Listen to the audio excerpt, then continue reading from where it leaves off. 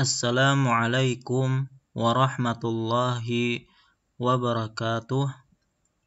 Alhamdulillahi wahdah, wassalatu wassalamu ala man la nabiyya ba'dah.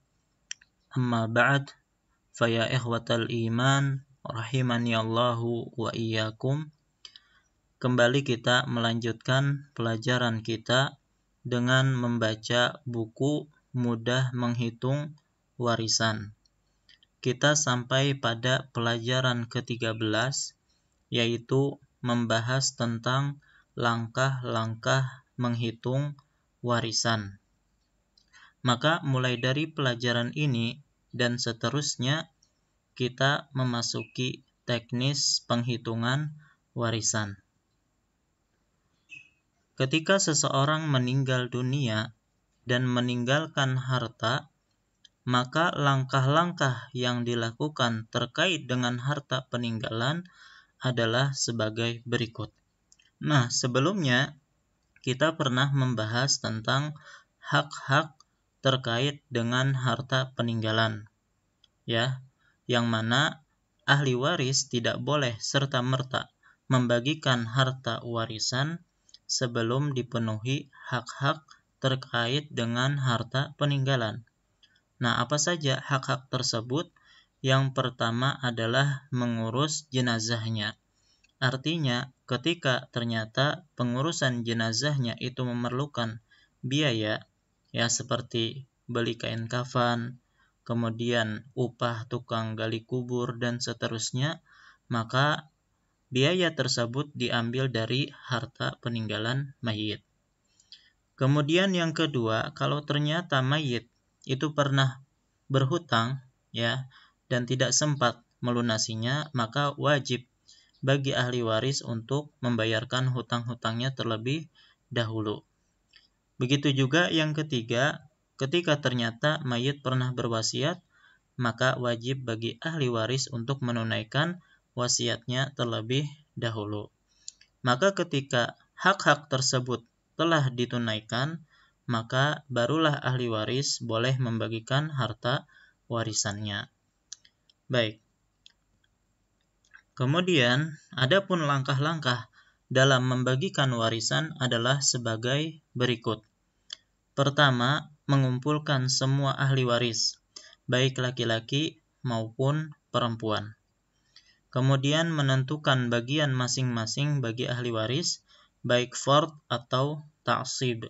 Nah, kita sudah menjelaskan apa yang dimaksud dengan fard dan apa yang dimaksud dengan ta'sib. Kemudian menentukan pokok masalah atau aslul masalah. Nah, adapun pembahasan ini insyaallah kita sampaikan pada pelajaran yang akan datang. Kemudian menentukan saham atau bagian masing-masing untuk ahli waris dari pokok masalah. Barulah kemudian membagikan harta warisan kepada masing-masing ahli waris. Nah, sebagai contoh, ya, kita sebutkan contoh kasus di sini, yaitu diketahui seorang laki-laki meninggal dunia, ia meninggalkan anak laki-laki, istri, ayah, dan ibu. Ia meninggalkan harta sebanyak 27 juta rupiah. Ternyata pengurusan jenazahnya itu menghabiskan biaya sebesar 1 juta rupiah. Dan juga ia pernah memiliki hutang senilai 1 juta. Dan pernah berwasiat untuk infak ke masjid senilai 1 juta. Maka pertanyaannya adalah, bagaimanakah pembagian warisannya serta berapa bagian untuk setiap ahli warisnya? Ya, pertama, kita harus menunaikan hak-hak terkait harta, ya, peninggalan. Yang pertama adalah harta mayit adalah senilai 27 juta rupiah. Ini harta yang ditinggalkan oleh mayit. Kemudian kita katakan tadi pengurusan jenazahnya memerlukan uang 1 juta, maka dikurangilah 1 juta, maka sisa 26 juta rupiah. Kemudian membayarkan hutangnya, yaitu senilai 1 juta rupiah, maka sisanya menjadi 25 juta rupiah. Kemudian biaya untuk menunaikan wasiat adalah 1 juta, maka sisanya adalah 24 juta rupiah. Maka harta yang tersisa untuk dibagikan kepada ahli waris adalah 24 juta rupiah. Nah, sekarang bagaimana ya caranya kita membagikan 24 juta ini kepada ahli warisnya? Maka silahkan ikuti langkah-langkah berikut. Pertama, kita buat 4 kolom seperti ini ya. Kemudian adapun barisnya itu tergantung jumlah ahli warisnya. Nah, ketika ahli warisnya 4, maka kita bikin 5 baris. Ketika ahli warisnya 3, berarti 4 baris dan seterusnya. Jadi senantiasa ditambah 1 baris ya dengan jumlah ahli waris yang ada. Baik. Pertama, ya, kita mengumpulkan semua ahli waris yang ada, baik laki-laki maupun perempuan, ya. Tadi disebutkan bahwasanya ahli warisnya ada anak laki-laki, gitu ya, ada istri, ayah, dan ibu. Hanya saja akan lebih baik ketika kita menyusunnya itu sesuai dengan bagian atau jenis warisan yang mereka dapatkan. Kan ada yang waris dengan fard dan ada dengan ta'sib. Maka hendaknya dalam penulisan itu kita mulai dengan fard, ya. Yaitu pertama anggaplah istri, ya, istri. Kemudian ayah, kemudian ibu. Jadi untuk kolom kedua ya, sesuai dengan yang dituliskan oleh Syekh di dalam kitab beliau. Istri, ayah, ibu, baru anak laki-laki. Karena anak laki-laki inilah yang mendapatkan taksib. Baik.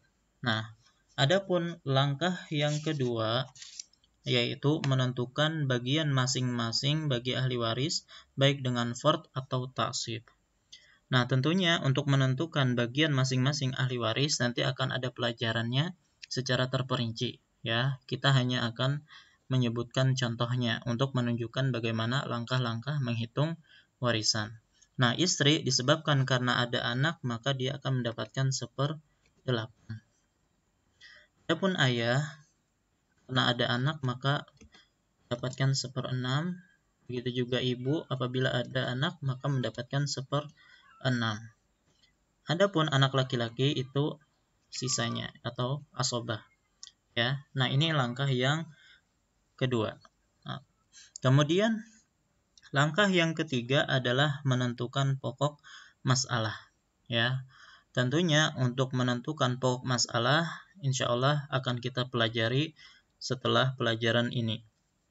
Ya, maka menentukan pokok masalah itu diambil dari KPK dari pecahan bagian masing-masing. Di sini ada 8, 6, 6. Dan KPK dari 8, 6, 6 adalah 24. Nah, 24 ini disebut dengan aslul masalah atau pokok masalah. Baru kita bagikan saham masing-masing atau bagian masing-masing dari pokok masalah. 1/8 dari 24 adalah 3. 1/6 dari 24 adalah 4. Kemudian begitu juga 1/6 dari 24, 4. Dan sisanya adalah 13. Nah, ini disebut dengan saham. Jadi 3, 4, 4, dan 13 ini disebut dengan saham. Nah, barulah setelah itu kita bagikan harta warisan kepada masing-masing ahli waris. Nah, tadi kita sebutkan bahwasanya harta warisan ada 24 juta. Ya. Caranya adalah 24 juta dibagikan dengan aslul masalah yaitu 24, maka 1 juta. Ya, 1 juta ini dikalikan dengan saham masing-masing yaitu 3, berarti 1 juta kali 3 berarti 3 juta. Kemudian 4 kali 1 juta, 4 juta. Ini juga sama 4 juta. Dan 13 dikali 1 juta adalah 13 juta rupiah. Nah, jadi anak ulangi, pembahasan tentang langkah-langkah pembagian warisan adalah kita sebutkan seluruh ahli waris yang ada dengan mengurutkan dari ashabul furud baru asobah. Ya, ini 3 orang ini ashabul furud. Adapun anak laki-laki adalah asobah. Kemudian kita tentukan bagian masing-masing, yaitu 1/8, 1/6, 1/6 sisa. Adapun untuk menentukan ini dapatnya 1/8, ini dapatnya 1/6, itu ada pelajarannya secara terperinci. Jadi ini yang kedua. Kemudian setelah kita tentukan bagian masing-masing, kita tentukan KPK untuk penyebut dari masing-masing ini ya. Jadi ada 8, 6, 6. KPK-nya adalah 24. Yang ini akan menjadi aslul masalah atau pokok masalah. Kemudian kita bagikan saham ya yang ini. Bagaimana caranya? Yaitu 1/8 dari 24. Berarti 24 bagi 8, 3. 24 bagi 6, 4. Kemudian 24 bagi 6 juga 4. Sisanya adalah 13. Ya. Baru terakhir adalah membagikan harta warisan, yaitu 24 juta dibagi 24. Maka 1 juta. Nah, 1 juta ini dikalikan dengan saham masing-masing, ya, maka 3 kali 1 juta, 3 juta, 4 juta, 4 juta, kemudian 13 juta rupiah. Nah, inilah contoh sederhana dalam teknis pembagian warisan. Nah, insya Allah pada pertemuan yang akan datang, kita akan membahas bagaimana kita mencari pokok masalah, yaitu angka 24 ini, ya. Wallahu ta'ala alam. Wassallallahu ala nabiyina Muhammad wa ala alihi wasallam.